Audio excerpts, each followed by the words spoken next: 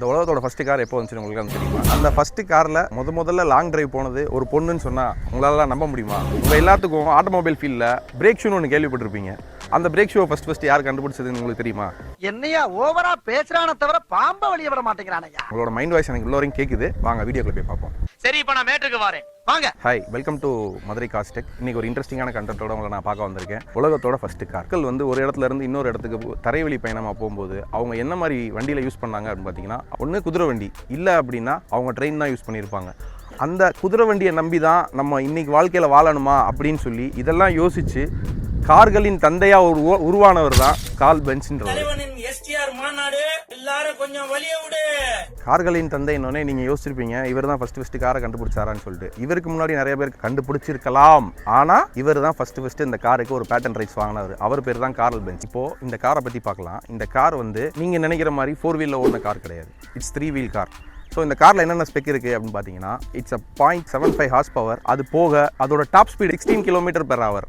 So இன்றைக்கி நிலைமைக்கு நீங்கள் இதை யோசிக்கும் போது என்னடா 16 km/h ஒரு வண்டி போகுதா அப்படின்ற மாதிரி இருக்கும். ஆனால் அன்றைக்கி நிலைமைக்கு அது வந்து ஒரு மிகப்பெரிய ஸ்பீடு. இந்த வண்டியோட ஸ்பெக்கை பற்றி பார்த்துக்கிட்டிங்க அப்படின்னா, இது வந்து ஒரு சிங்கிள் சிலிண்டர் இன்ஜின் அண்ட் கேசோலினில் யூஸ் பண்ணியிருக்காங்க. கேசோலின்றது நீங்கள் நினைக்கிற மாதிரி ரொம்ப பெரிய வித்தியாசம்லாம் கிடையாது. இது குரூட் ஆயில் மாதிரின்னு வச்சுக்கோங்களேன், ஏர்லி ஸ்டேஜோட பெட்ரோல். ஸோ இந்த காரை கண்டுபிடிச்சது 1886 அண்ட் பேட்டன் வாங்கினது 1886 இருக்கலாம்.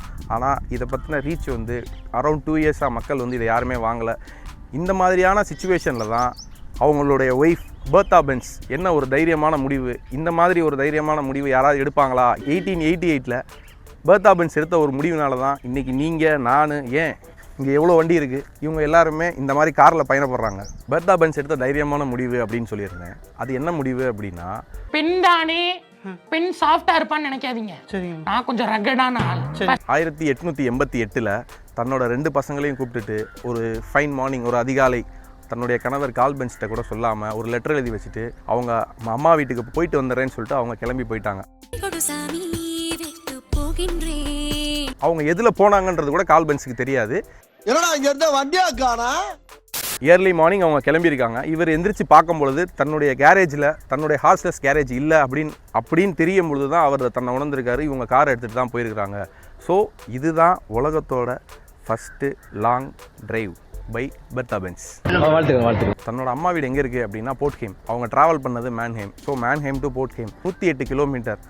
ஸோ இது வந்து பெரிய லாங் டிரைவ் தான். ஆனால் பெர்த்தா பென்ஸ் வந்து தன்னுடைய 16 km/h ஹார்ஸ்லெஸ் கேரேஜில் தன்னோட 2 மகங்களை கூட்டிகிட்டு ட்ராவல் பண்ண ஆரம்பித்தாங்க. அந்த காலத்தில் பார்த்துக்கிட்டிங்க அப்படின்னா நம்ம இப்போ இருக்கிற மாதிரி தார் ரோடோ இந்த மாதிரி ரோடெலாம் கிடையாது. ஸோ அவங்க எவ்வளோ கஷ்டங்களை ஃபேஸ் பண்ணியிருப்பாங்க இந்த ட்ராவலில் அப்படின்றது ஒரு பெண்மணியாக அவங்க அவ்வளோ தூரம் ட்ராவல் பண்ணி பயணப்பட்டு போயிருக்காங்க.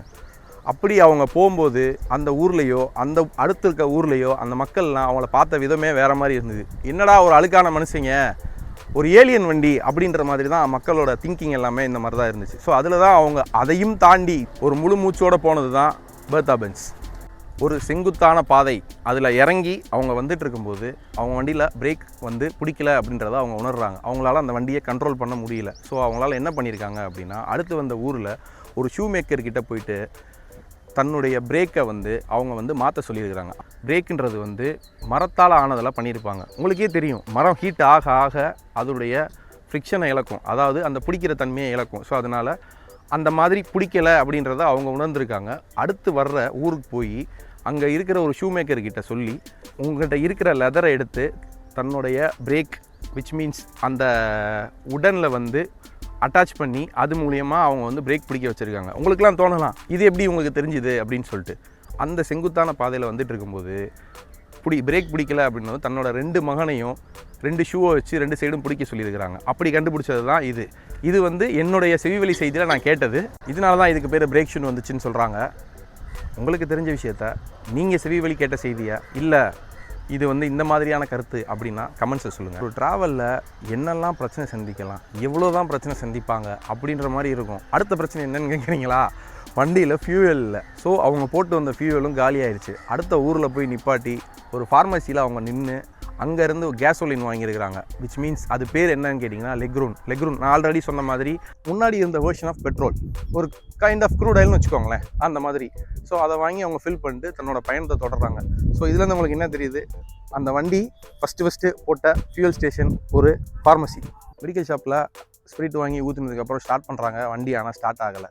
ஏன் அப்படின்னு பார்த்தா ஏர் லாக் ஆகிருக்கு. ஸோ அவங்க என்ன பண்ணாங்க அப்படின்னா தன்னோட ஹேட்டில் இருந்த ஒரு பின் எடுத்து, ஹேட்னா நீங்கள் நினைக்கிற மாதிரி ஹேர் இல்லை, ஹேர் பின் கிடையாது, ஹேட் பின், தன்னோட தொப்பியில் இருந்த ஒரு பின் எடுத்து அந்த ஏர் லாக்கை ரிலீஸ் பண்ணுறாங்க.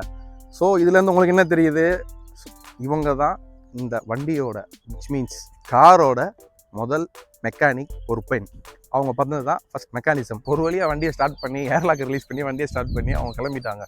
அடுத்து என்ன பிரச்சனை அப்படின்னு பார்த்தீங்கன்னா அவங்க ஒரு மேட்டில் ஏறிட்டு இருக்காங்க. அந்த காலத்தில் வண்டி கண்டுபிடிச்ச புதுசில் கியர் சிஸ்டம்லாம் கிடையாது, ஜஸ்ட் அன் ஆக்சிலரி தான். ஸோ நீங்கள் ஆக்சிலேட்டரை ப்ரெஸ் பண்ணிங்கன்னா வண்டி மூவ் ஆகி போயிட்டே இருக்கும். அப்படி போகும்போது ஒரு செங்குத்தான ஒரு மேட்டில் ஏறும்போது அந்த வண்டி நல்லா போக முடியல.